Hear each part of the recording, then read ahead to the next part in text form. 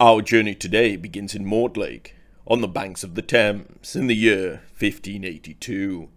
Here, inside a modest house lined with books and brass instruments, one man bends over a crystal sphere while another, seeking not the movements of the stars but the voices behind them, carefully writes down every word that is said. His name is John Dee, fabled cartographer and royal advisor to Queen Elizabeth I. Tonight marks the beginning of an investigation that will span years, one that will leave a deep imprint on the esoteric traditions for centuries to come. Tonight, Dee will claim a breakthrough, one that will expand his knowledge beyond the realm of this world, further than he could ever have imagined.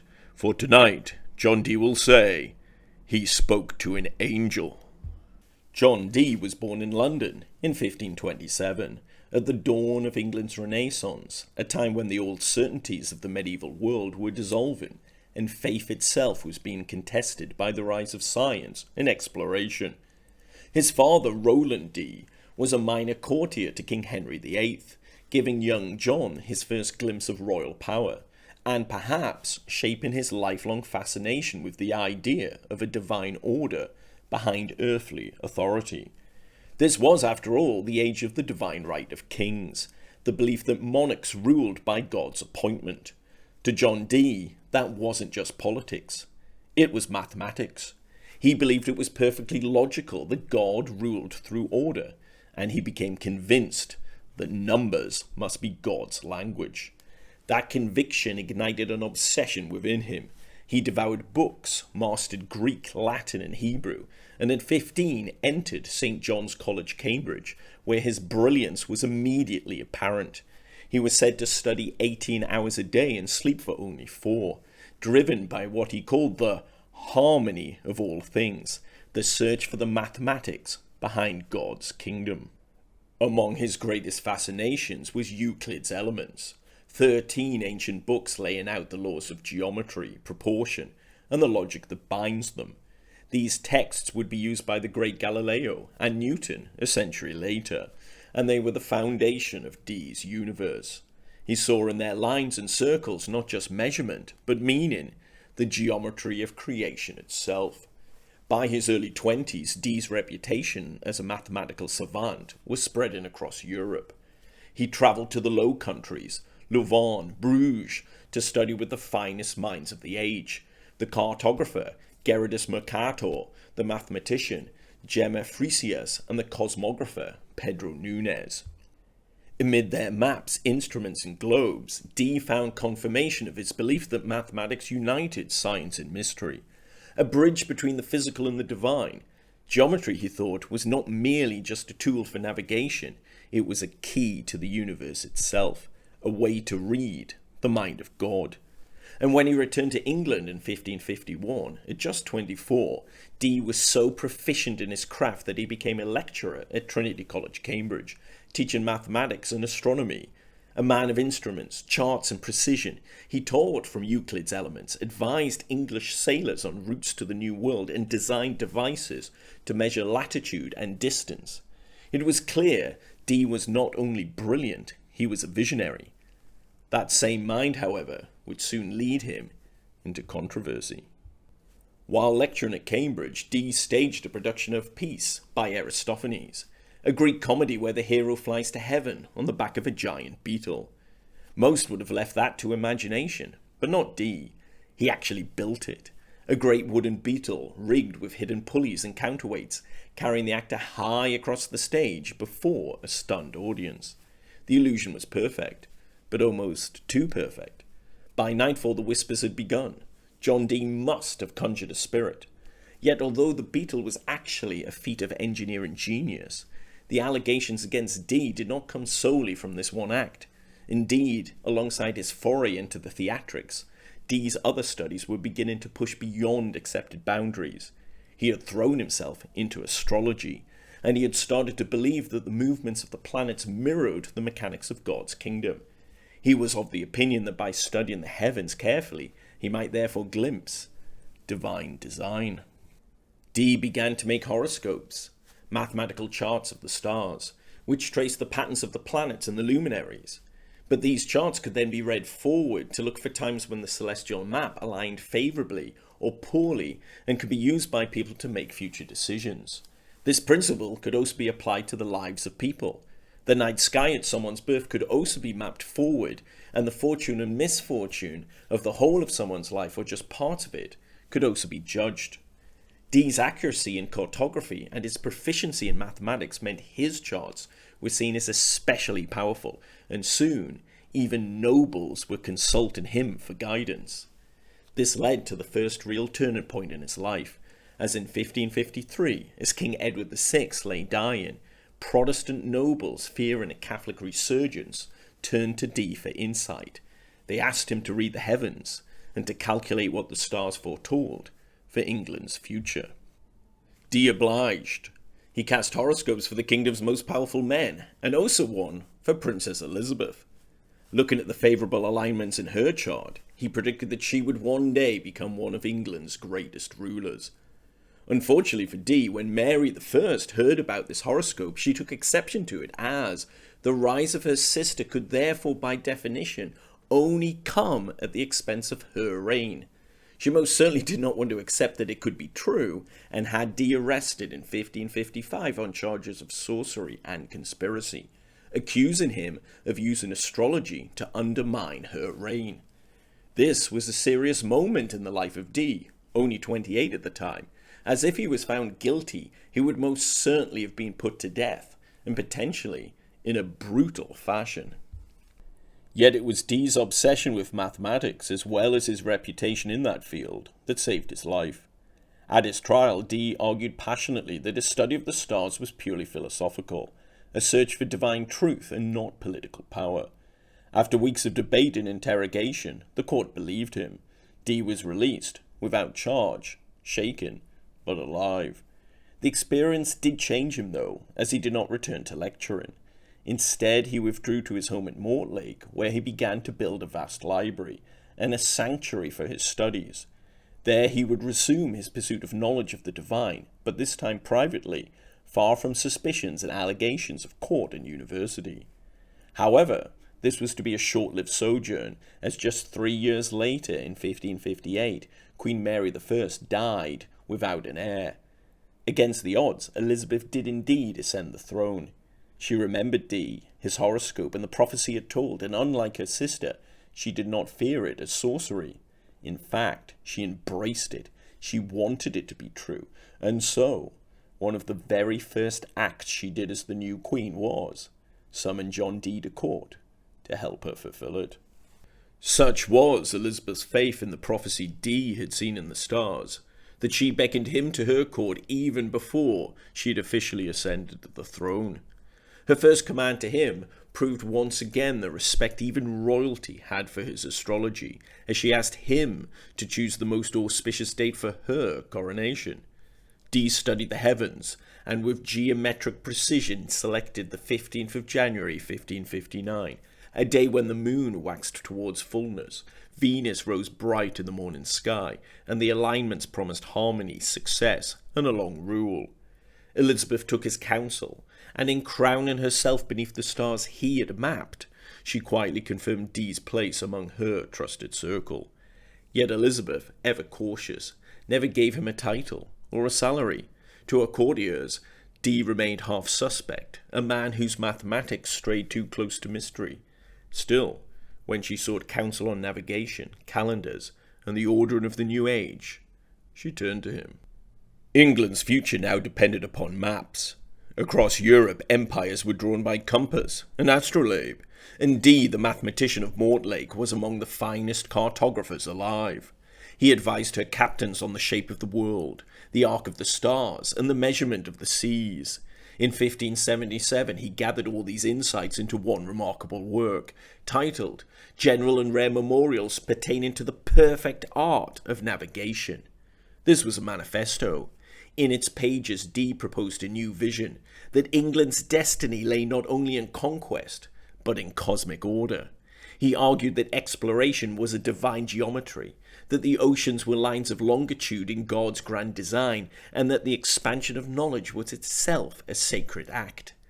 It was in this treatise that he first used a phrase that would echo throughout the centuries: the British Empire.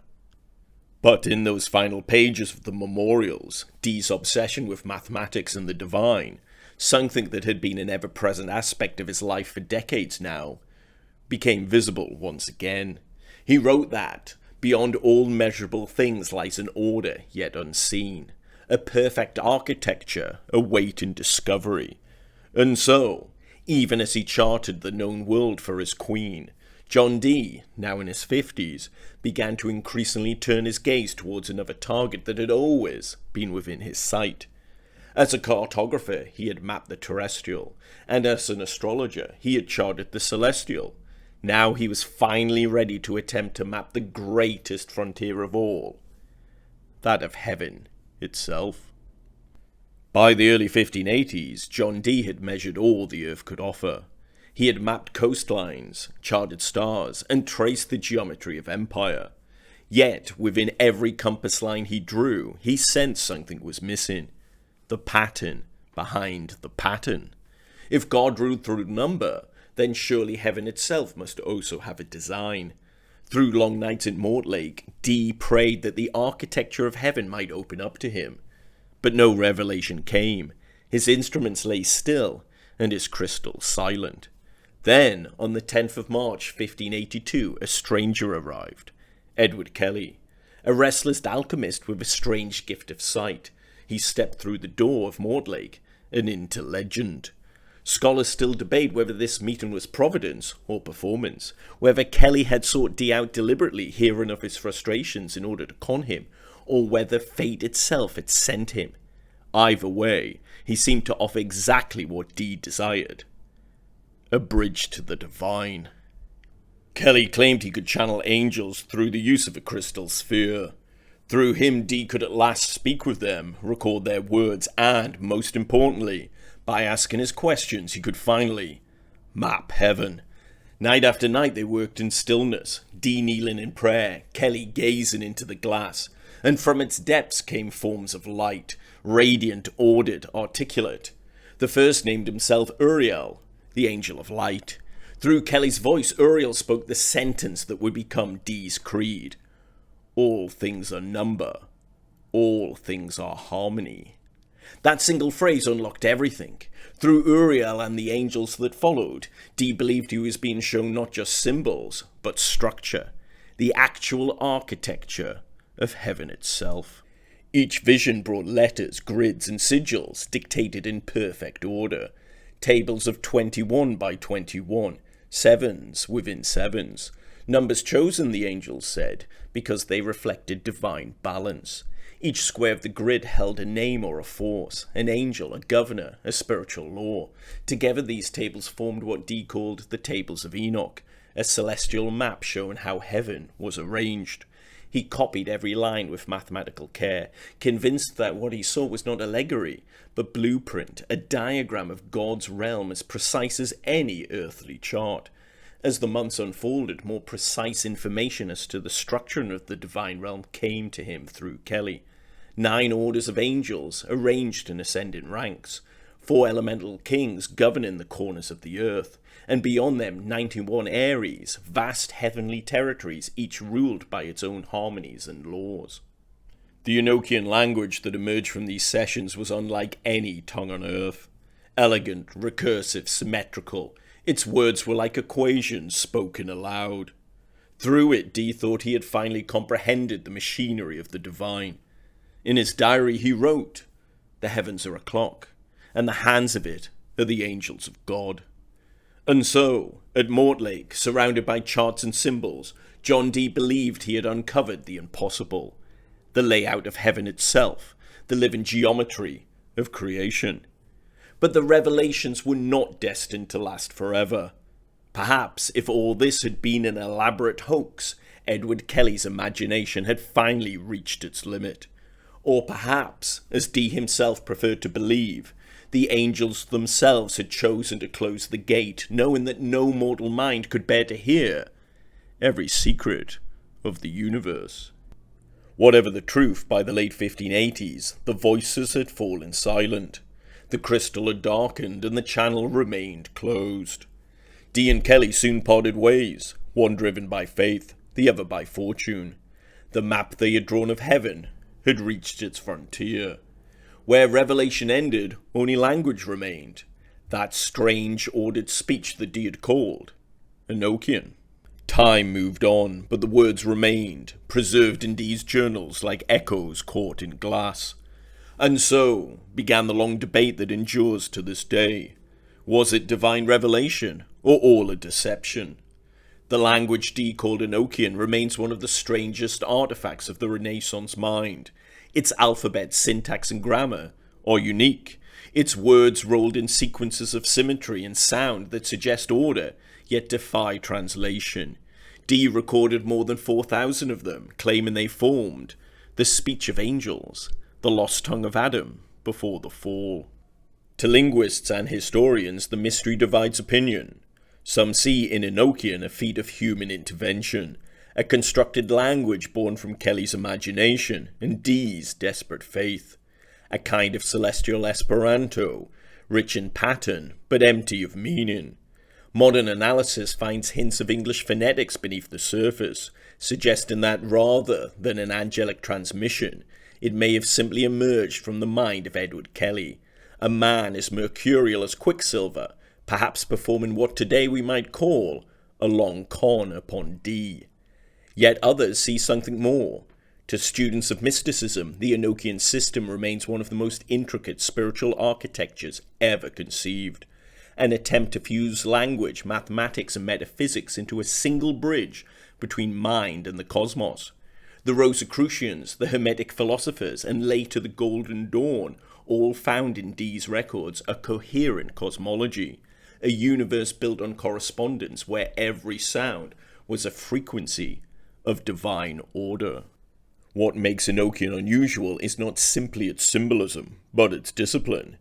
Unlike most channelings or ecstatic utterances, it behaves like a designed language, with nouns, verbs, plurals, and its own 21-letter alphabet.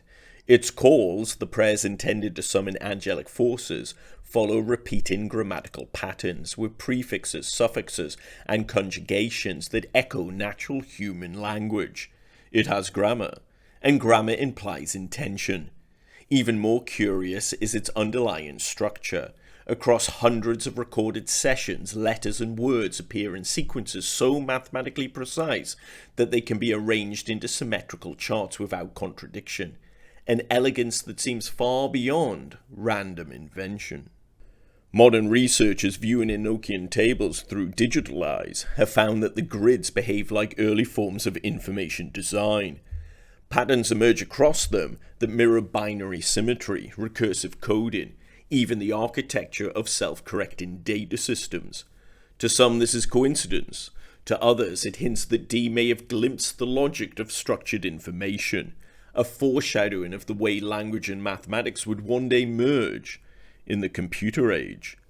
Furthermore, when the Enochian language is actually analysed by a computer, its word frequencies, repetition ratios, and phonetic clustering are seen to resemble those of natural language far more than random noise. And yet it has no known ancestor, no lineage, no evolution. It behaves as though it is real, but there is nothing else quite like it throughout history. Centuries have passed since John Dee bent over his crystal sphere in Mortlake, listening for the voice of the divine. His instruments are dust now, and his maps have faded from use. Yet his question endures. Does the universe have order? Did it come from random chance, or is there a design and a designer? And what of you, traveller? When you gaze at the stars and the planets, or think about the inherent geometry that make up this world like the golden ratio, what do you believe? A pattern, a meaning, a whisper of the divine order behind it all? Or do you think Dee was misguided and laid low by a conman? But regardless of the answer, John Dee's quest to understand the map of heaven was never only his own. It was and is everyone's. Looking into the night sky and wondering is one of the most fundamental acts of being human. And when some of us look beyond the edge of our frontiers, like Dee, we might see something greater, something angelic, something divine, even if only for a whisper. In time.